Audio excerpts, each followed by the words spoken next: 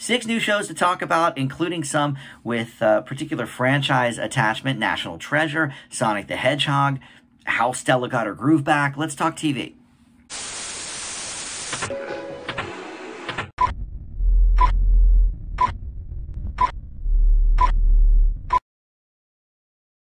Hey guys, Dan here. This is Dan Reviews It. Welcome to TV news and reviews for the week. We are still catching up for the last couple of weeks here on the 2022 shows, so we have some things that premiered a few weeks ago, right before Christmas. And no news, really. We're going to sort of save that for the next episode because it was Christmas week, New Year's week, not a lot of moving and shaking in Hollywood. I do have a couple of things in news, but I think we'll save that for the next episode. So we're going to do National Treasure: Edge of History, which of course is a continuation of the National Treasure series. Three Pines, which is a detective drama starring Alfred Molina. Sonic Prime, which is the 6th animated show based on the Sonic the Hedgehog franchise. Back in the Groove, which is a dating show hosted by Taye Diggs from How Stella Got Her Groove Back, and it's sort of theming off of that movie a little bit in tone. Riches, which is a new sort of Dynasty-esque soap. And then Kindred, which is a sci-fi series. And I think that one is on FX on Hulu. So without further ado, let's just launch right into these shows. Like I said, we've got this week, next week, maybe one more week, and then we will get to the best of 2022, best and worst. So let's start with National Treasure: Edge of History. So this is on Disney Plus, and it is essentially a continuation of the National Treasure film series. And a couple of people are returning from that as guest stars, including Harvey Keitel as Peter Sadusky. But most of the cast is new. We've got a lot of young people involved, most of whom I don't really know. Lizette Olveria, Zuri Reed, Antonio Kimpriano. But we also have Catherine Zeta-Jones here as well as a ruthless antiquities dealer. She's really been making the rounds lately on TV because she's in the new Wednesday show as well. But basically, this is sort of keeping in theme with the National Treasure movies. There's, different puzzles and stuff. So my history with this franchise is I've never actually seen the movies. I'm not a huge Nicolas Cage fan. I like some of his drama stuff, but I don't usually get into his action stuff because I find it kind of corny. I know that these are probably a lot different from some of the stuff he usually does, like Gone in 60 Seconds and stuff like that. But, when they came out, I just didn't really have interest because of that, and I just have still not watched it. But I do know this. They're not soapy teen CW type of films. And that's exactly what this show is. They have really, really Disneyfied this up. And I know Disney has always owned the National Treasure franchise. But, it seems to me that the movies were a bit more action-based, maybe a little, drama-heavy. But this is like watching a very, very, streamlined version. And again, I know these were PG movies. I know they were family-friendly. But this is very, very CW-oriented, I felt. And even maybe skewing younger, because the kids here actually look like they're maybe teenagers. On the CW, they're playing 16, but they're really 25. Here, okay, they actually kind of look like teenagers. But I wasn't really invested in any of the characters or their stories. Catherine Zeta-Jones, I'm not sure what she's doing because she's so hit or miss for me. Sometimes I love her, and other times she's just chewing up the scenery. Like Rock of Ages, she plays sort of like the villain of that movie because she wants to shut down the club and whatever. And that was a corny movie overall, but her character there is not that dissimilar to this character. She's just like all about getting her way or the highway, and I'm going to do whatever it takes to get it. And it came off to me as really corny. And she's not a huge part of the show, but, big enough that after just seeing her on Wednesday and, like, loving her in that, I just could not take this seriously. Other than that, I just thought the show was kind of boring. Now, I will say I did talk to my buddy Tim about this, and he has been watching it. And he said the 3rd episode kind of picks up a little bit from those first 2. But traditionally, I really only watch the first 2 episodes of something to give you guys the grade, just because if I watched all 10 episodes of every show, I just would never have time to do it. So I get a good sample, and I'm sorry if you don't hook me after the first 2 episodes. That's more on you. You know, if it doesn't pick up until a little bit later on, I can't help that. And this one for me just didn't. I wasn't really invested. And I'm like an escape room kind of guy. I'm a puzzle kind of guy. I like to sort of work things out, and there was a little bit of that in the beginning of the first episode, but I definitely wanted to see more in that vein, more puzzles, more escape room type stuff, and less of just like, let's talk about our lives and let's sit around and infight and all of this.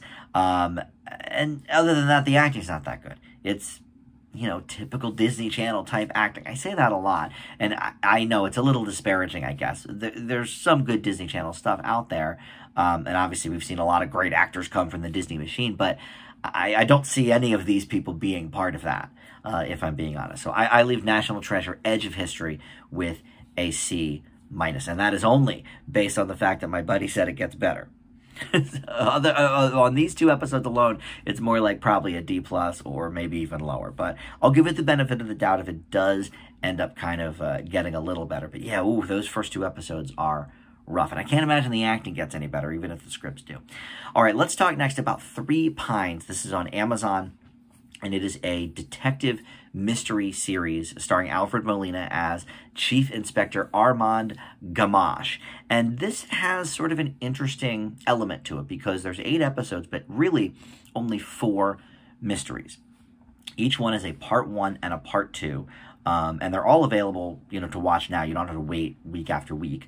But they were all, directed, parts 1 and 2, directed by one person, written by one person, and then, more people. Well, actually, the first and the last are written by and directed by the same people. But anyway, so each one is really kind of a standalone story for this detective. So I did watch the first 2 episodes, which is the first full story. And what it reminds me of is something that we don't really see a lot of on television anymore, but the 70s especially, and a little bit into the 80s, I guess, too, were littered with, on the big broadcast networks, these big mystery movies of the week. It's how the TV show Columbo started. I think it's how Kojak maybe started as well. These ended up being hour-long series that ran a long time, but they started as sort of, movie of the week kind of things, and for 2 hours we spend, with one case. And I love that. I love that concept. It's something we don't see a lot anymore because either, they're just one episode standalone like NCIS or something where every week is different, or it's this big long thread where there's one mystery for the whole season. And to be honest, that gets real old.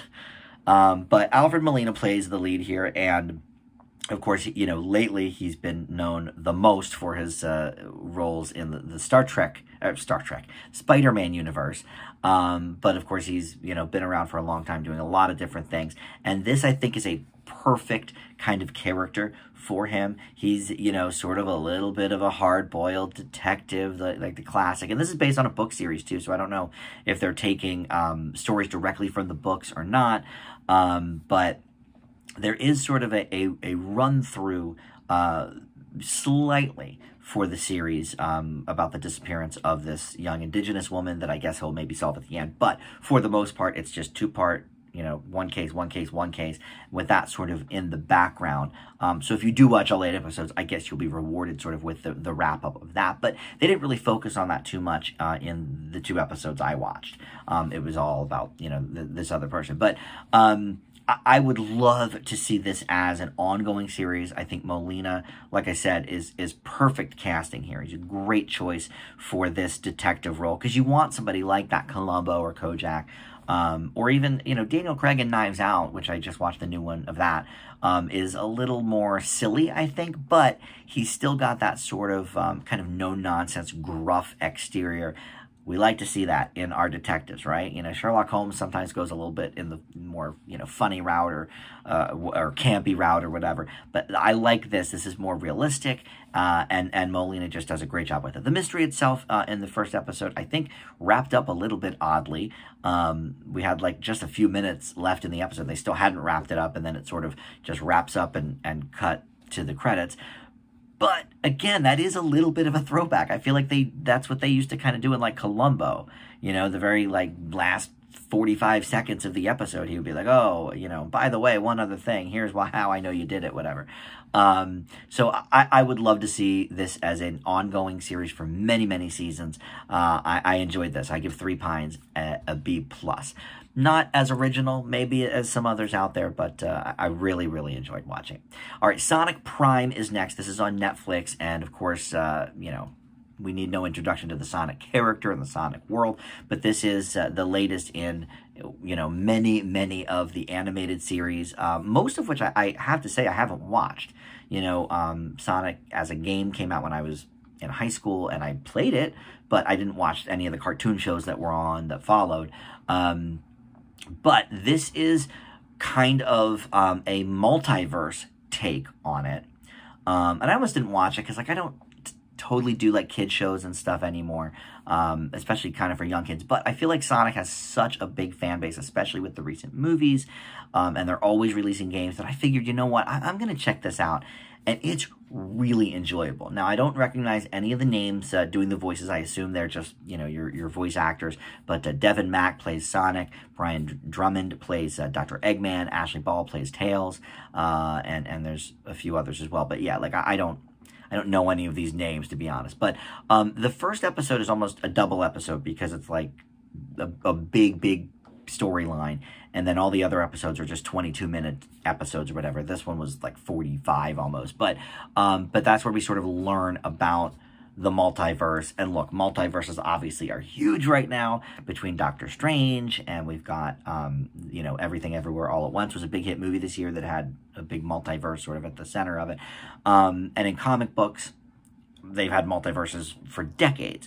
So it's interesting to see it in, you know, this is not a comic book per se, but a character that we've all known for 30 years and enjoy the antics. And so, you know, the gang is all here. Shadow is part of this as well, and Rogue, and, you know, anybody you've really probably heard of from the Sonic franchise. Animation style, I liked it.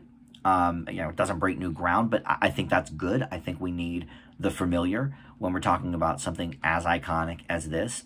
It doesn't look bad by any means, especially even when compared to the movie. Like, yeah, the movie was a little bit, you know, higher budget, looked a little glitzier, but, you know, for a TV version of it, you know, obviously a much smaller budget, I think it looked pretty good.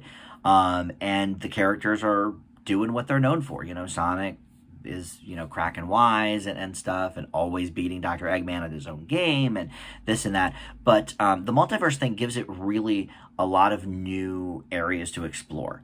And I didn't know that's what it was about, you know, when I clicked on it. I just kind of decided to watch it. But I think that adds a really interesting new wrinkle to the characters and to the storylines, you know, so it's not just the same thing we've been seeing for a long time. So Sonic Prime is pretty enjoyable, I have to say. I'm going to leave it with a B+. And I think if you're a fan of, you know, the games and the cartoons and stuff, maybe even higher for you. Maybe it's going to be, you know, one of your favorites of the year. I don't know. But all right, so next up, we're going to do reality with Back in the Groove. Now, I'm actually going to do a whole episode of TV News and Reviews in just a few days with a bunch of the unscripted shows that premiered at the end of the year that I just either, you know, hadn't got to because of time-wise, or they premiered maybe in November and they just sort of slipped through the cracks. But I'm going to do like that Chris Hemsworth National Geographic show called Limitless. There's a bunch on there, and this could have been sort of saved for that, I suppose. But I don't know. I do sort of dating shows on their own thing, and I don't do a ton of them because there's so many out there. But I thought this was an interesting one because it has that connection to how Stella got her groove back. So let me explain how. So essentially, this show is hosted by Taye Diggs from that movie, which I never actually saw the movie, but he's like the young hot stud that Angela Bassett goes and discovers to get her groove back. So this is 3 women who are in their, you know, late 30s, early to mid 40s maybe, who check in on this Dominican Republic island and try to rediscover that spark with younger guys. So there's guys here that are, I think maybe the youngest is like in his early 20s, and then they have him up to like 29 or 30. So, you know, in some cases there's only maybe an 8 or 10 year age difference. in others, 15 plus. And so there's a lot of guys to get to know, and it's always, sort of one of my issues with a show like this where, you're going to eliminate a few of them by the end of the episode. So do we really have to keep track of who's who yet? I don't know. I did that back in the days of like Survivor when I watched that all the time, or even American Idol, when you had like the first 24 that went to Hollywood and you had to kind of remember who they all are or whatever. So listen, if you are a fan of like The Bachelor and stuff, you're used to this. I'm kind of not. But a few things about this. Number one, Taye Diggs is an excellent host. He is charming. He's funny. He's of course sexy. We all know that. Those are his things, charming, sexy, and funny. And he's a competent host. Explaining away everything.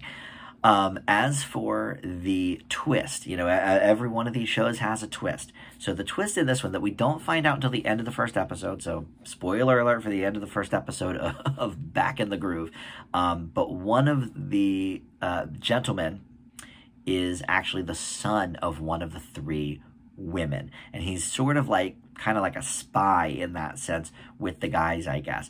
And that I thought was a pretty interesting wrinkle. I kind of was like, okay, now, not that I'm gonna listen, I don't finish watching most of these reality shows I review.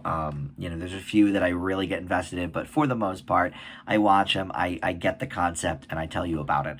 I'm not gonna finish probably watching this, but I might kind of look up, on the wiki or something, how it all went down or whatever, because I do think it's an interesting kind of little wrinkle with that. But other than that, it's fairly standard, the hey, can I borrow you for a second, and the big fancy dinners and trips and all this stuff to get people more in the groove, as they say.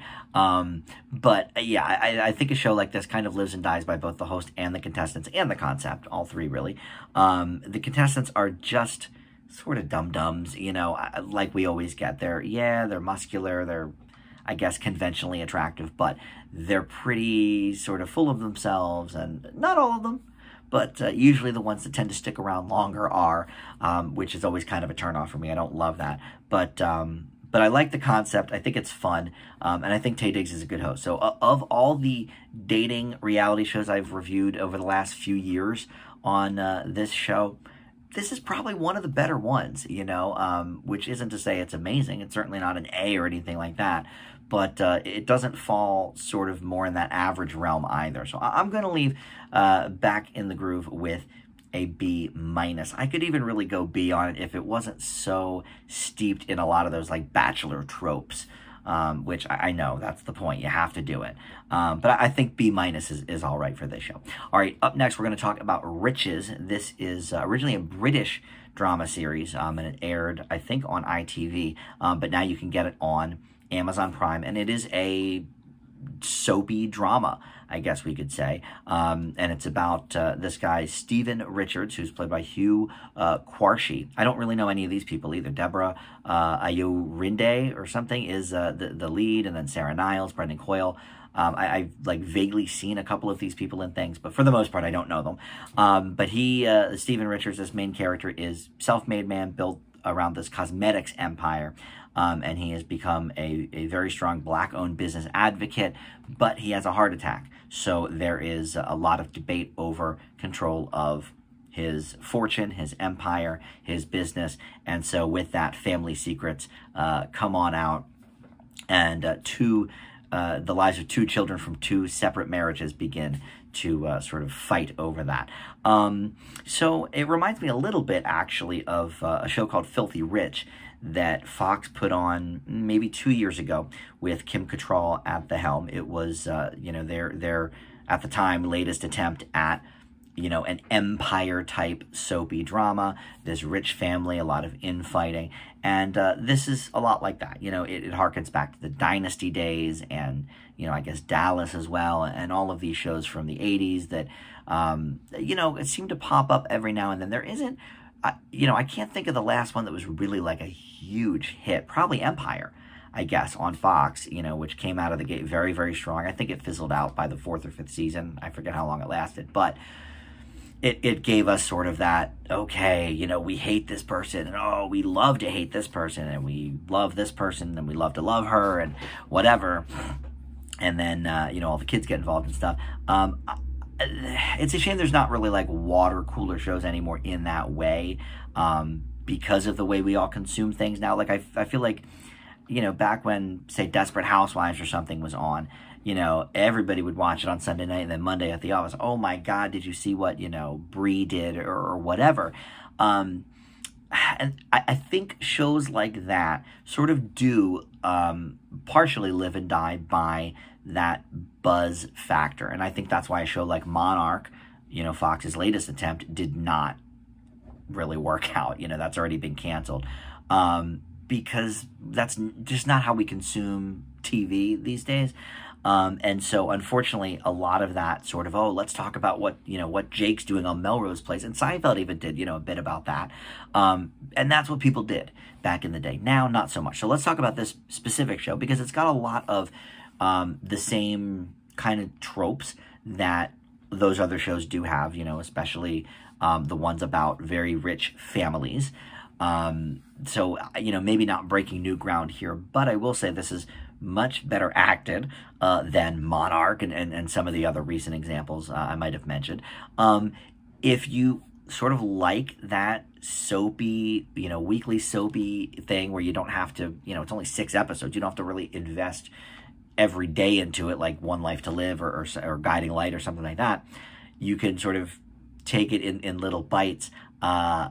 I think it'll work for you, because it is a lot of fun. And these actors, like I said, I don't know them. I don't know if maybe they're British theater actors, or, you know, maybe they have had other soap opera histories. I don't know. But they know exactly what needs to be done with this material. They play it, you know, a little bit straight, but a little bit campy.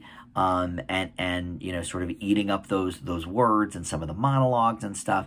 And I don't know if anybody... you know, I don't recognize any names even behind the scenes. This was created by Abby Ajayi, and she doesn't even have her own wiki, so I don't know if she's done anything else. But they really sort of got the beats of what makes a good primetime soap down. So I enjoyed that, and at only 6 episodes, I think it's a quick bite type of show.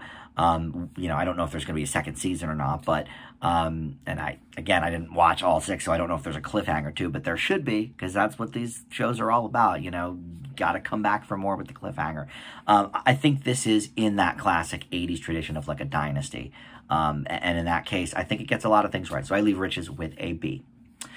All right, finally, we've got over on FX on Hulu, a show called Kindred. This is a sci-fi miniseries, so we're only going to get these 8 episodes that exist. And we've got the star Mallory Johnson. I don't know a lot of these people on the shows this week.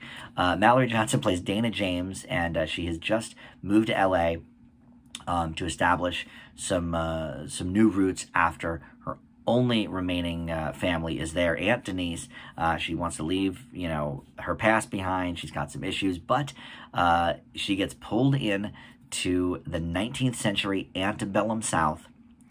And so it becomes, you know, a time travel show, including her new boyfriend, who is white. And so, you know, everybody here in the past assumes, oh, well, she's, you know, his slave, and that, you know, gives us some issues. But it's not like she just opens a portal and then is there. She sort of is going back and forth, at least for the first couple of episodes. And he is like literally watching her, like she'll just be there and then she'll start screaming, and then he'll watch her literally just go poof. It's very interesting. So Micah Stock plays him, and then some other people, again, I don't know these names, but Gail Rankin, Ryan Quatain, David Alexander Kaplan, they all star in this as well. But this is based on a novel from the 70s by a black woman called Octavia Butler, who I feel like maybe I have heard of, or I'm just thinking Octavia Spencer, Octavia Butler, very close. But I don't know. The name struck me when I read it in the credits. This is an interesting show. Now, it takes a little while to get going, you know, for an 8-episode miniseries. I think maybe we could have trimmed it down to 6. You know, the first episode takes a while, and I didn't quite know what to think of it at first. The acting was okay, but a lot of things were going on to this Dana woman that were unexplained, couldn't quite figure out, you know, what her journey was going to be. And then I see, oh, okay, this is kind of a time travel thing, a lot of sci-fi mystery elements here. How do we get out? How do we find, you know, my relatives in this way? So immediately it reminded me of this movie Antebellum, which was horrible. They tried to play it off like it was a Jordan Peele effort, and it was not, and it showed. I think I gave it a D. Like, it was not good. This came out shortly after the pandemic, 2020. But of course, this is based on a book, you know, from the 70s, so obviously that was not quite an original idea, as this is. But a lot of similar sort of elements, but done way, way, way better here. I think the mystery element works. I think the acting gets better as it goes along, because you're sort of, you know, kind of rooting, you know, for these people to either get out or figure out what's going on and how to do it. And of course, everyone's treating her like garbage because they think she's a slave and all of this. So definitely some things we've seen in recent years, especially with you know, the uprising of a lot of, you know, black stories, especially when we take a look at like going into the past and stuff like that. So we're seeing, you know, a healthy resurgence of that sort of storytelling that I like, and they're doing it here. Again, you know, this book came out decades ago, but in movies and TV, it seems like something that really I've only been seeing a lot of in the last few years. But I like the interplay between her and, you know, the man she's seeing as sort of, okay, you know, he's trapped here too, and obviously he has a better go of it because he's a white man. But what does that mean for him, and what challenges does he have in trying to help her? You know, because obviously in some circles she's not really able to help herself. So, you know, and I didn't get like a white savior kind of narrative. I don't mean to intimate that, but yeah, I really liked the storytelling here. It actually kind of makes me want to read the book. I'm not a huge reader, but I like the story enough that I could definitely see, you know, enjoying this book. So I don't know. I like this a lot. It'll be interesting to see how it ends. I think I will finish it out. You know, tonally, I think is where we're getting a little issues, you know, because really it's not till the second episode that it really kind of kickstarts into the real plot. You know, in the first episode, we're just kind of learning about her and her background, and it's not all that interesting, to be honest. So I'd like to see them find, you know, their balance by the end here. But I give Kindred a B. So really a pretty decent week. I mean, you know, nothing outstanding, but everything was between a B plus, except, well, National Treasure. I hated that. And again, that's graded on a curve based on what my buddy said about it. But everything else, decent enough, at least, you know, in that kind of B range. So, you know, a good week there. Like I said, in a few days, I'm going to do an episode, and I'll have the TV news, I think, as part of that, but we're going to do an episode based around some of the recent non-scripted shows. You know, there's like a Dr. Seuss cooking contest, and like I said, the Chris Hemsworth show. I think there's a new game show on ABC, maybe. So a few things to that. And then I think one more week of regular programming, and then we will have the best and worst of 2022 coming up, you know, hopefully in the not distant future. Hopefully by about mid-January we'll get to that, and then we can start doing, you know, all the 2023 shows. So thank you for watching. We'll see everybody next time on Day Reviews It. Bye.